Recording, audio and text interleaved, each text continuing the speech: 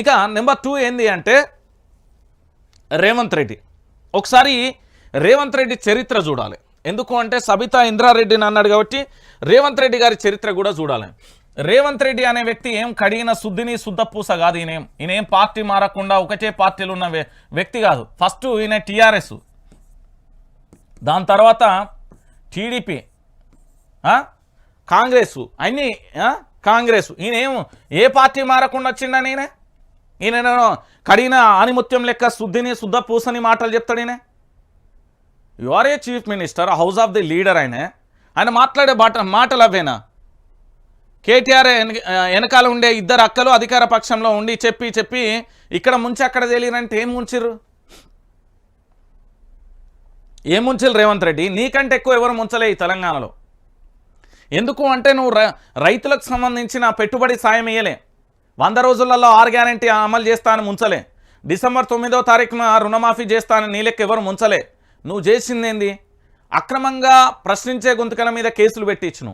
దాంతోపాటు నీ పాలన ఎట్లున్నది? రౌడీ రాజ్యాన్ని మించిపోతున్నది. నీ అన్ననో తమ్ముళ్ళో అదేంది వాటర్ ట్యాంక్ అడ్డున్నదని ఏ విధంగా దాడి చేసిలు? దాని మీద ఏడవైంది చర్యలు?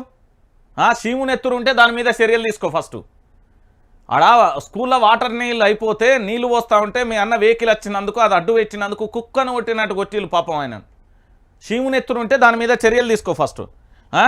నువ్వు ఏ పార్టీ మారకుండా వచ్చినవా? శుద్ధిని శుద్ధ పూస లెక్క ముచ్చట్లు చెప్తావు. నువ్వు రాష్ట్ర ముఖ్యమంత్రి. ఫస్ట్ అది మర్చిపోకు రేవంత్ రెడ్డిజీ. నిన్ను కూర్చోబెట్టింది మేమే, నిన్ను దించేది మేమే. నిన్ను దించుతాం త్వరలో. చాలా క్లారిటీగా చెప్తున్నాను. నిన్ను దించే ప్రయత్నం సురువైంది. ఇక నువ్వు రెడీగా ఉండు. పేపర్ పట్టుకొని మరి జూబ్లీ బస్టాండ్ జూబ్లీ బస్టాండ్లో మాటలు వింటే కూర్చోవాల్సి వస్తుంది అన్నారు.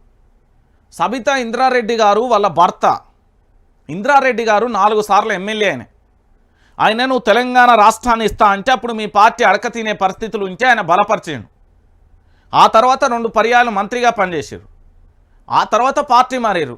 ఇప్పుడు బీఆర్ఎస్ పార్టీ వాళ్ళని ఎందుకు సిగ్గు శరం లేకుండా తీసుకుంటారు? మరి అన్నం తింటలేరా? శివునెత్తురు లేదా? సావజ్ వచ్చిందా? ఎందుకు తీసుకుంటున్నారు? మరి ఆనాడు మీరు వేయరు, అందుకే వీళ్ళు వచ్చిర్రు. ఈ ముచ్చట్లన్నాను. మీరు నీతి నిజాయితీగా ఉండి మాట్లాడు, నేను సపోర్ట్ చేస్తా. నేను మాట్లాడే భాష ఏంది? అక్కలు ముంచిల్లా? ఏం ముంచిల్లు నేను? ఏం ముంచిల్లు అంటానా? నీ ఆస్తులు ఏమన్నా కొల్లగొచ్చిల్లా? నీ అధికారాన్ని ఏమన్నా కొల్లగొచ్చిర్రా? వాళ్ళు విపక్షంలో ఉన్నారు. వాళ్ళు ఆల్రెడీ నీ కాంగ్రెస్ పార్టీ నుండి పోయిర్రు. బీఆర్ఎస్ పార్టీ ఏది గుర్తు మీద గెలిచిర్రు, అయిపోయింది. ఇప్పుడు ముచ్చట ఆ రోజు బక్క జెర్సన్ అన్నట్టు ఆయన ఉండే కదా మీ పార్టీలో హీరో అప్పట్లో. ఇప్పుడు హీరో, రియల్ హీరో ఆయన. నీ లెక్క అడ్డదారుల లెక్క అధికారంలోకి రాలే ఆయన. ఆయన ఎప్పుడు ప్రజల పక్షం నిలుచున్నాడు. ఆయన ఆ రోజు ఎమ్మెల్యేలకు సంబంధించి పూర్తి స్థాయిలో వీళ్ళు 12 మంది పోతున్నారా ముర్రో అను ఫ్లెక్సీలు పట్టుకుని వాళ్ళ ఇళ్ళలో ధర్నా చేద్దాం రా వాళ్ళని కాపాడుకోవాలరా అని చెప్పిండు. మరి ఆ రోజు ఎడివేరి గొర్రెలని ఇవాళ బాగా ఎగిరెగిరి మాట్లాడుతున్నాయి. ఆ రోజు పోయినప్పుడు మీ కాంగ్రెస్ పార్టీకి సంబంధించిన కార్యకర్తలందరూ పోయి ఇండ్ల కాడ ఎందుకు ధర్నా చేయలే? ఎందుకు ఓనియకుంటా అట్టుకోలే?